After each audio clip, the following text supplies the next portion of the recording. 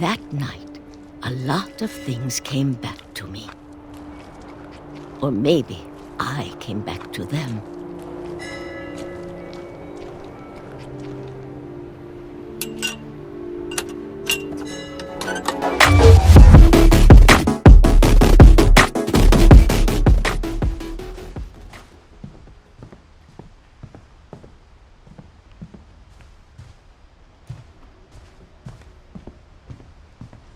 Instead of hiding from death, Sam seemed to go out of his way to meet it.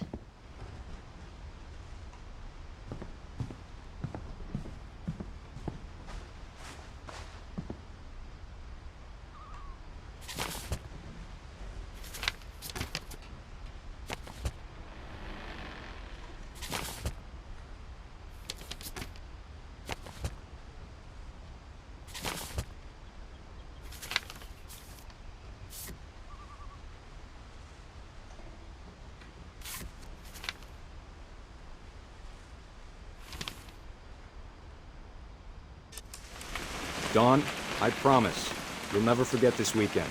Yes, sir. These memories are gonna last a lifetime. Perfect. Am I gonna have to shoot anything? It's gonna rain the whole weekend, isn't it?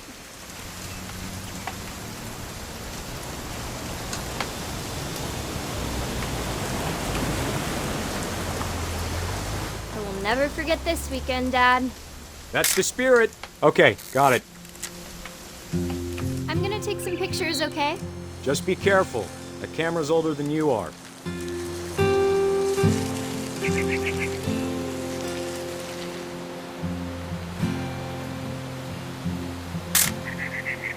You're right, Dad. It's starting to clear up. Still freezing, though.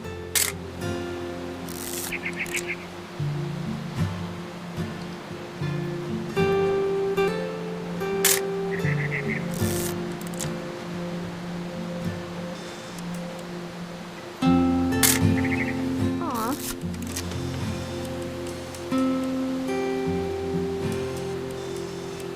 Definitely should not have drunk all that coffee.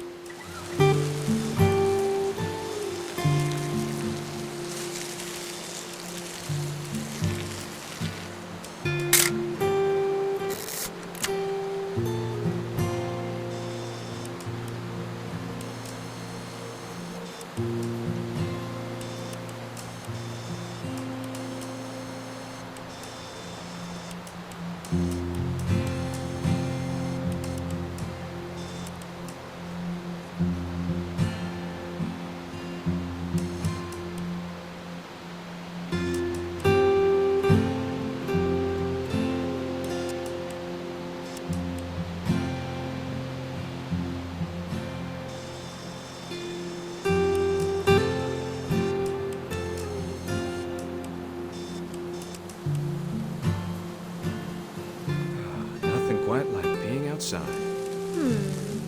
Hey! That's a keeper.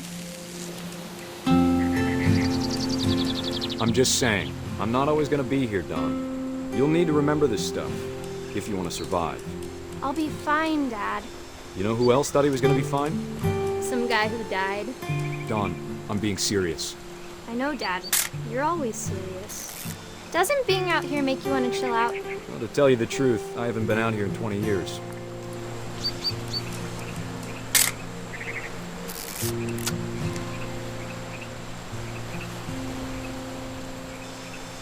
Last time I was with my brother Calvin. Man, that was a great trip. Your grandpa Sven taught us how to fish, how to build a fire. We found an old logging trail. There were deer everywhere. I bet if I could remember where that trail was, we'd spot a buck for you in no time. Give me a minute to check the map.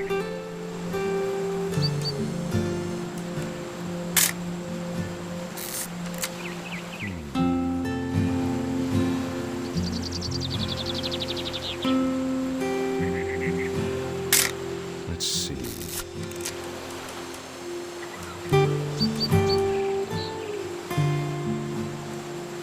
Maybe.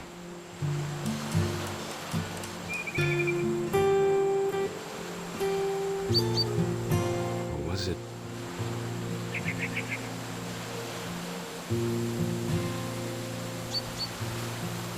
It could have been.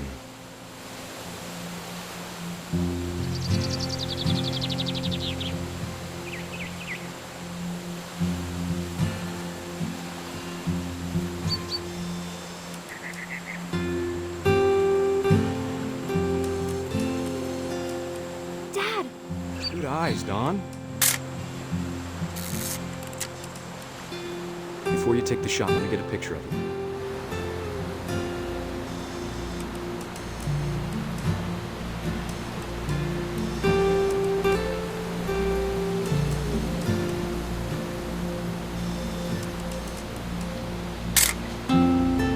Dad, I...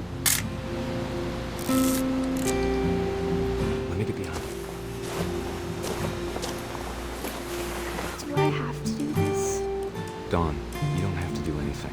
But if you want to survive, you'll need to be strong.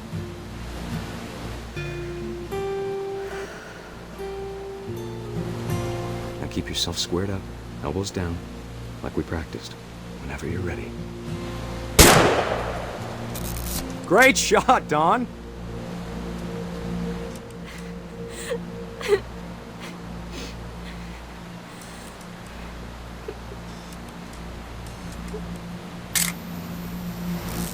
I'm proud of you, Dawn.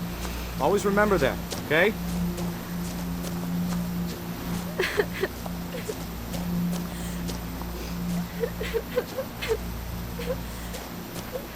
Dad, it's twitching. I think That's it's totally so- normal, Dawn. Just focus on the camera. Try not to think about— Dad!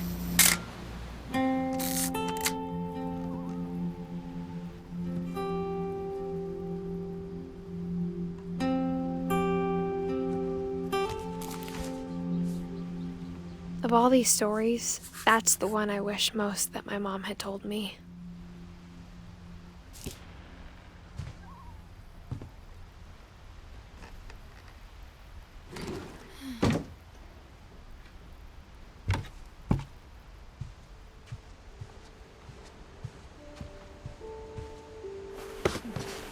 After Sam died, my mom and Edie got really close. They'd both lost a lot.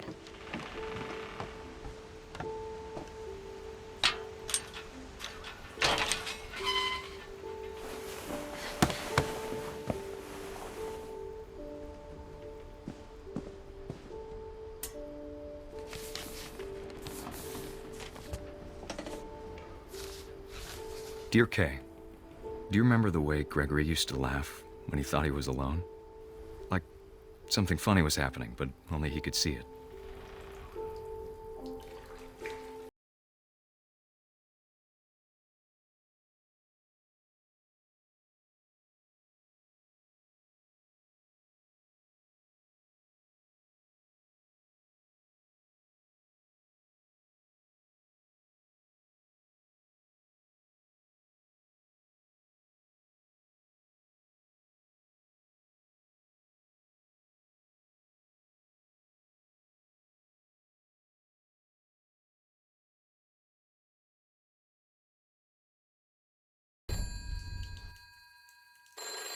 Hold on, sweetie.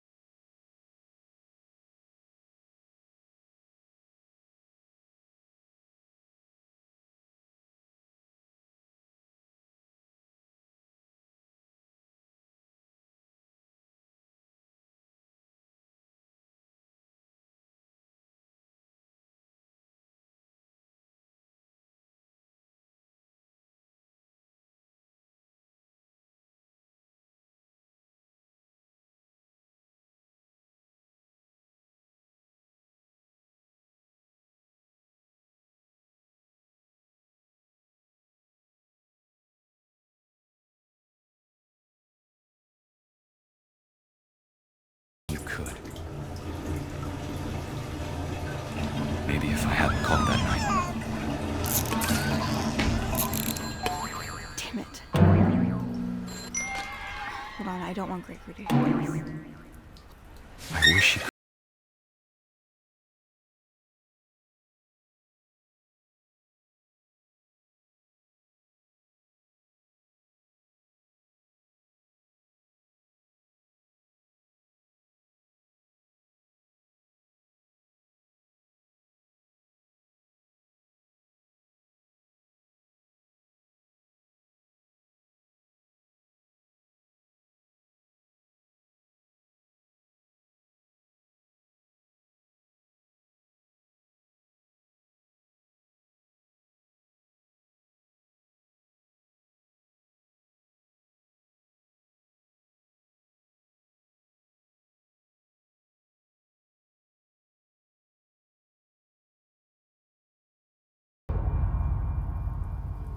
Good luck, Kay. Love, Sam.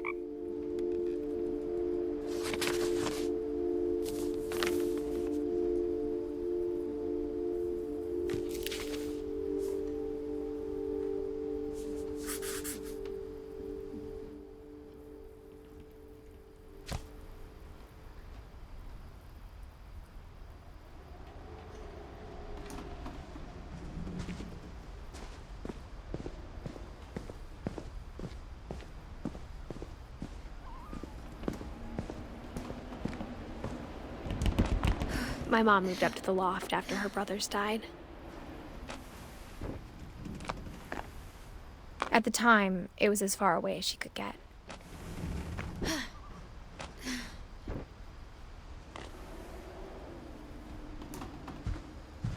I can't imagine what it was like for her to lose 2 sons after she'd already lost 2 brothers.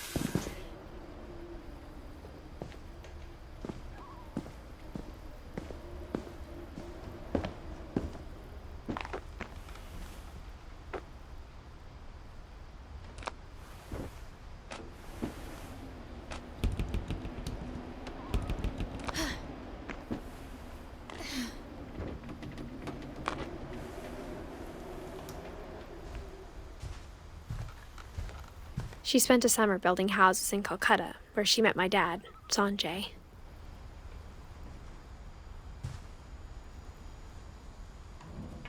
My mom moved to India a week after graduation and got a job teaching English. Louis was born a year later.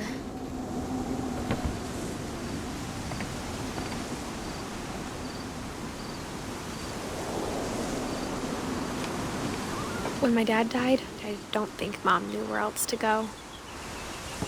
I'm sure Edie was happy to have her back.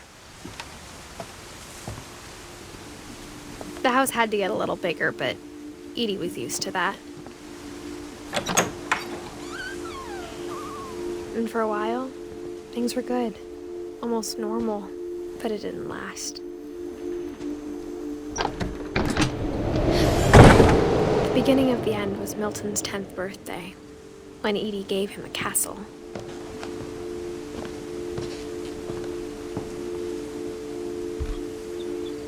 After Milton disappeared, the only thing he left behind was a room full of paintings.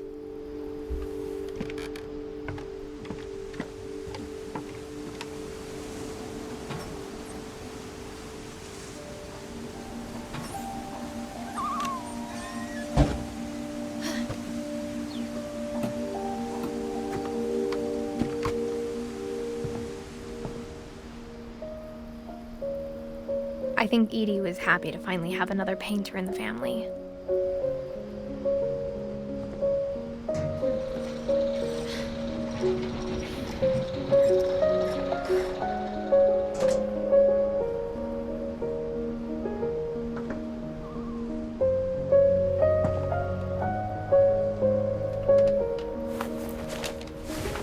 Milton Finch in The Magic Paintbrush.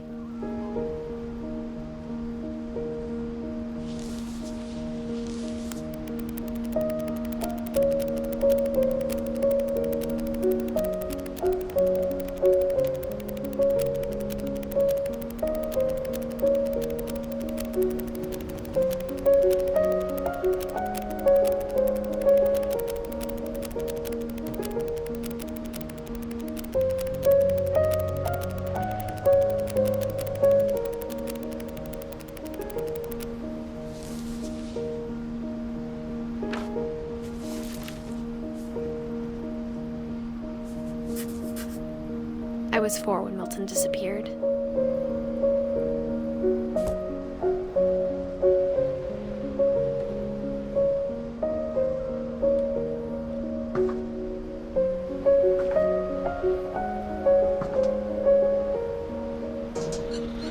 Mom spent months searching for my brother. Then she sealed the doors.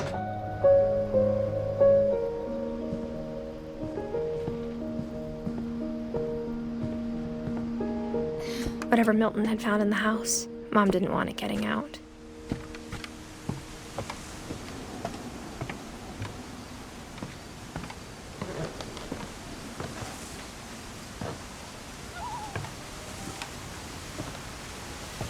Mom definitely blamed Edie, but I think Louis blamed himself.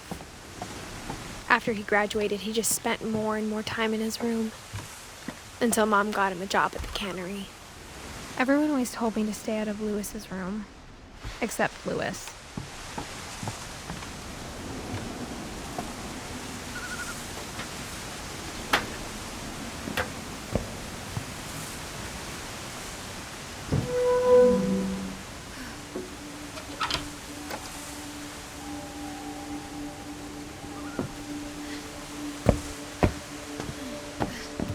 Louis's room smelled very, very familiar.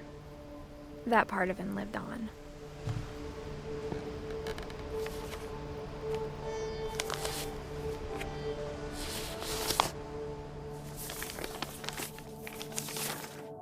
Dear Mrs. Finch, as Louis's psychiatrist, I can understand your desire for an explanation. As I see it, the trouble began in January, shortly after we convinced your son to seek treatment for substance abuse. Newly sober, I believe Louis first noticed the monotony of his daily life.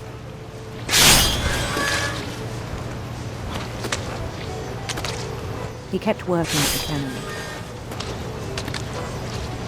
but he withdrew part of himself. In our sessions, I saw the same behavior. His mind began to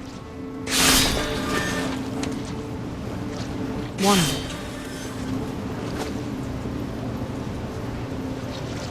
I asked him to describe it. He said he started small, imagining a labyrinth. He'd feel his way about. Then something moved. Bats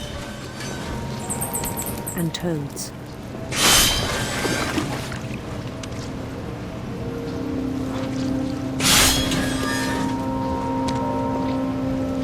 And things that had not names. He knew it was all in his head. But he took it very seriously. I had hoped he'd find himself.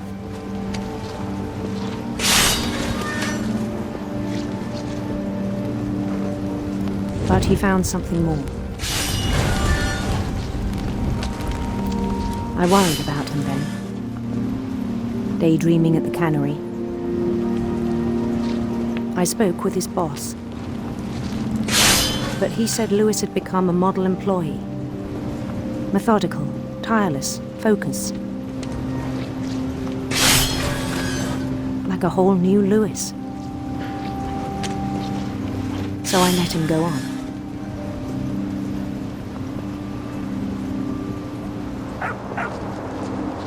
I even encouraged him. It seemed very promising at first. He told me he'd made a new friend.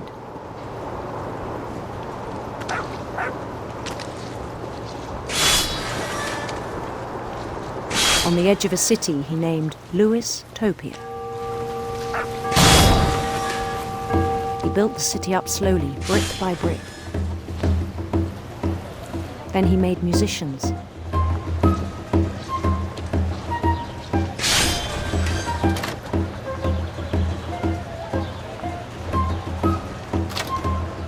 And songs for them to play. He talked about starting a band.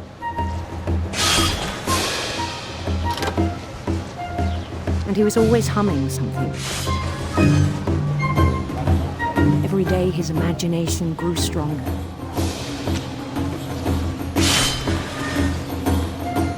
He no longer spoke at the cannery, but his chopping was as reliable as ever. Then one day it struck him that all the cheering crowds, even the stones under his feet, were all in his imagination, so he could do whatever he wished.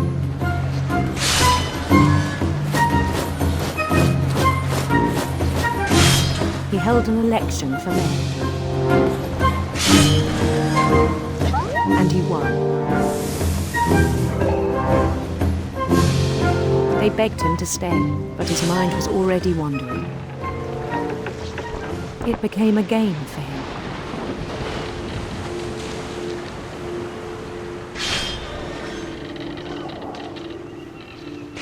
He'd conquer a city, then immediately push on. New Louisville.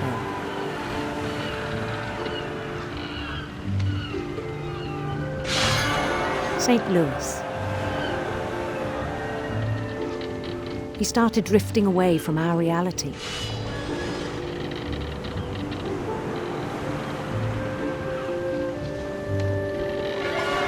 Minneapolis. Until one day he forgot to go home from the cannery. Even as his mother pleaded with him, part of Louis kept sailing on.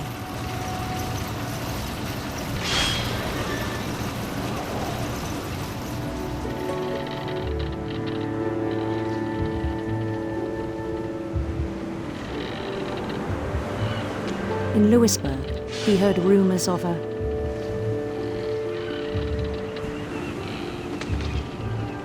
handsome queen.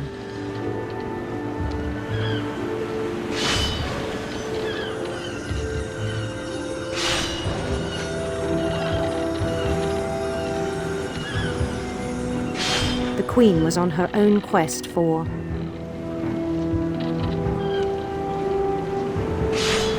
sinister serpents.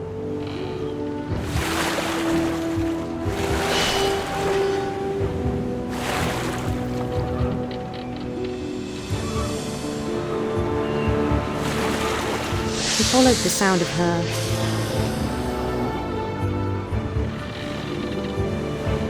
silver harp.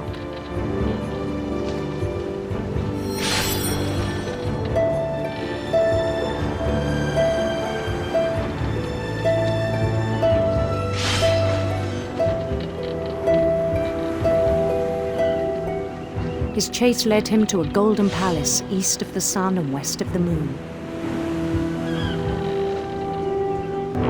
Even then, his logic remained sound.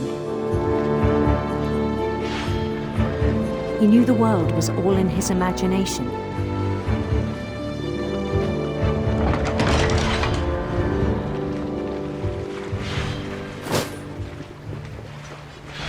But he was so proud of having created it.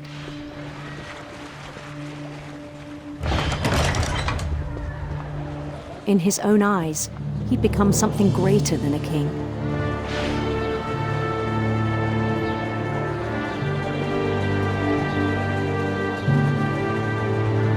For someone who'd never known success in the real world, I think it was overwhelming.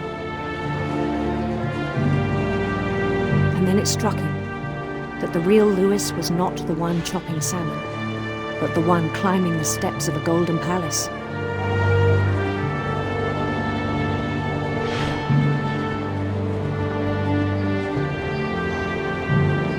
My imagination is as real as my body, he told me.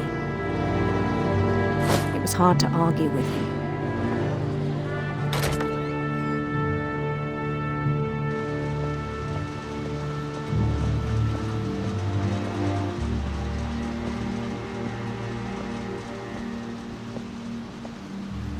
He began to forget the world we know.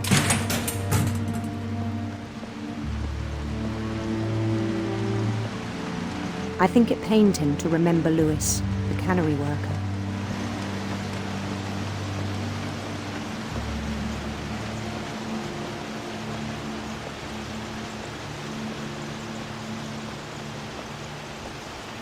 He began to despise the man with a royal contempt.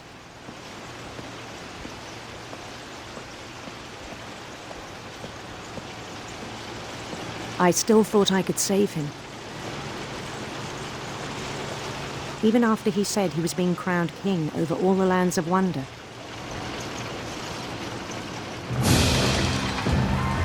The palace would be packed with his companions.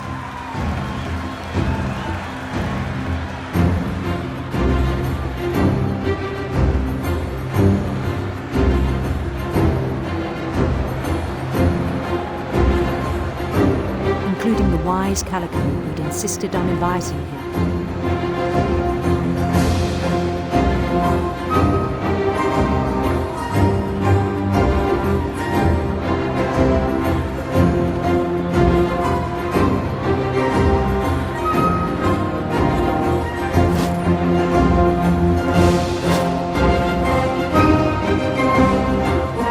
His queen waited, holding his crown.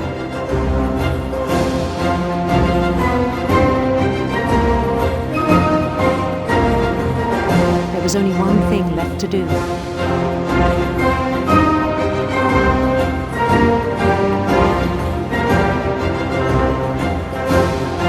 Bend down his head.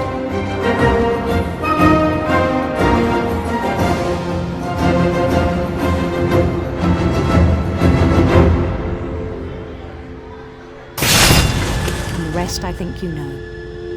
Mrs. Finch, your son was a kind man who will be missed by all of us who knew him.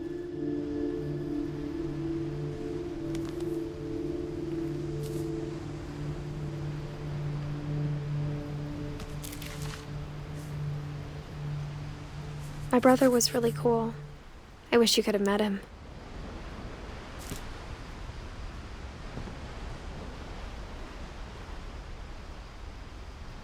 Lewis and I spent a lot of time playing games together, but he was surprisingly bad at them. He died a lot.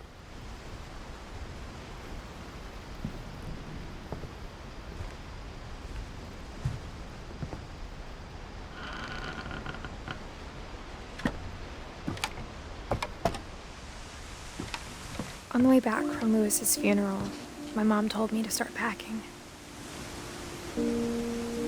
She waited until the day before we left to tell Edie. I'm not sure if she wanted to make it easier or harder.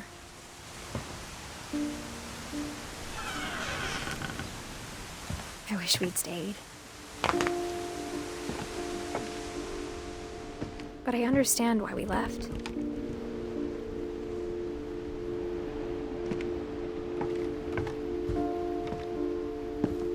My mom ended up leaving everything behind. What happened that night had been coming for a long time. Maybe it should have come sooner.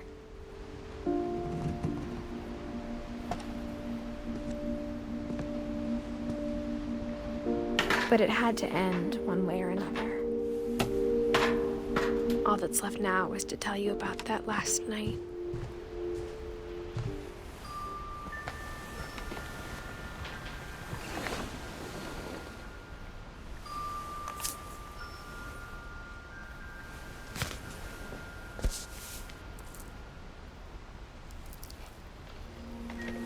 That whole last day, Edie just watched us pack and didn't say a word. Until supper, when she raised her glass and said, To our final night together, and all our final nights apart. Grandma, you know what I said about alcohol.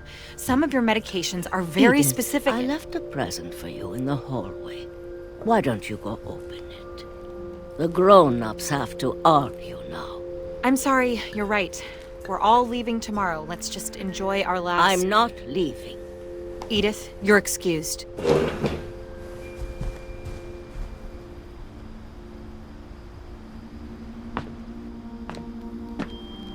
The power had been shut off that morning, but Edie always had plenty of candles.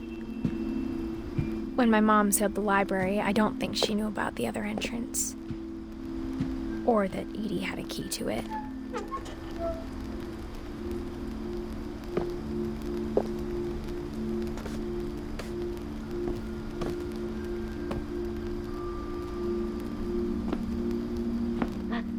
you're afraid of isn't going to end when you leave the house. Edith has a right to know these stories. My children are dead because of your stories. I think it's best if Edith and I leave tonight. We'll have the nursing home send a van for you in the morning. Okay? Dear Edith, there's so many stories I wish I could tell you, but there's only time for one. This is about what happened on the night you were born. That night, the tide went way, way out.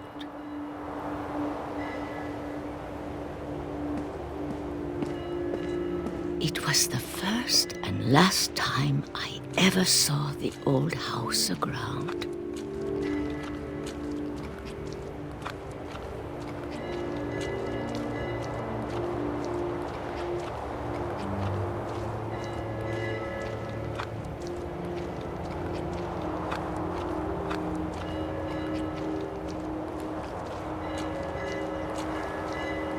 God, it smelled awful.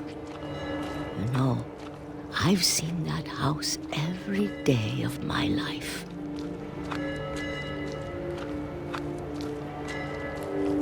But I never thought I'd go back to it. When the fog rolled in, I lost my way.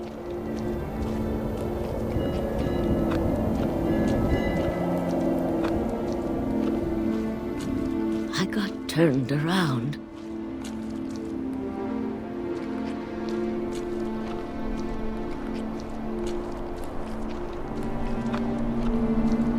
I started seeing things.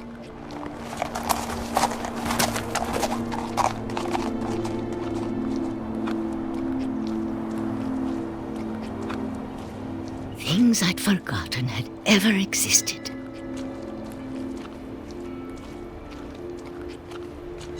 But when I saw them, they felt like old friends. That night, a lot of things came back to me.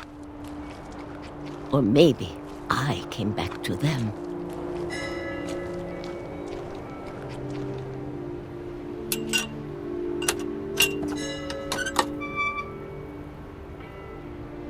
Things I can't explain, but that I need you to try and... Edith, what are you doing in here? It's mine. Edith!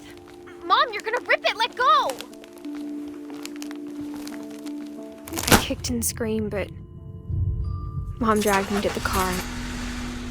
I never saw Great-Grandma Edie again. The next morning, the van came to pick her up, but she was already gone. After that, we moved around a lot.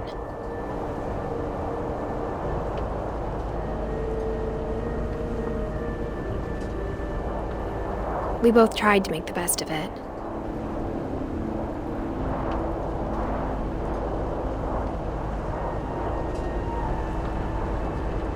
A few years went by.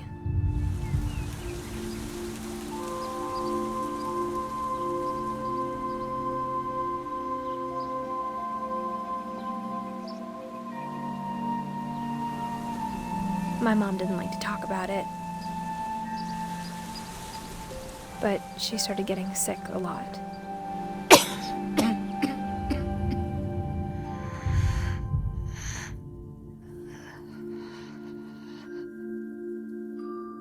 She got better for a while,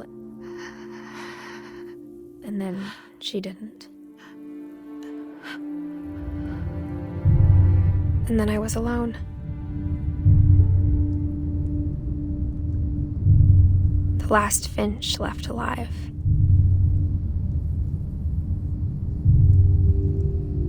Until I found out about you. I'm still not sure what to tell you about all this. If we lived forever, maybe we'd have time to understand things. But as it is, I think the best we can do is try to open our eyes. And appreciate how strange and brief all of this is. This journal was supposed to be for you. But now I hope you'll never see it.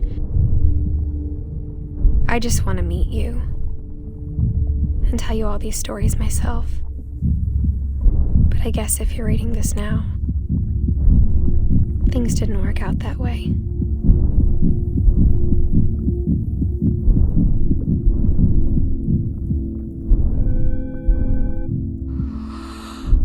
This is where your story begins.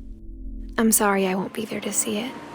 It's a lot to ask, but I don't want you to be sad that I'm gone. I want you to be amazed that any of us ever had a chance to be here at all. Good luck.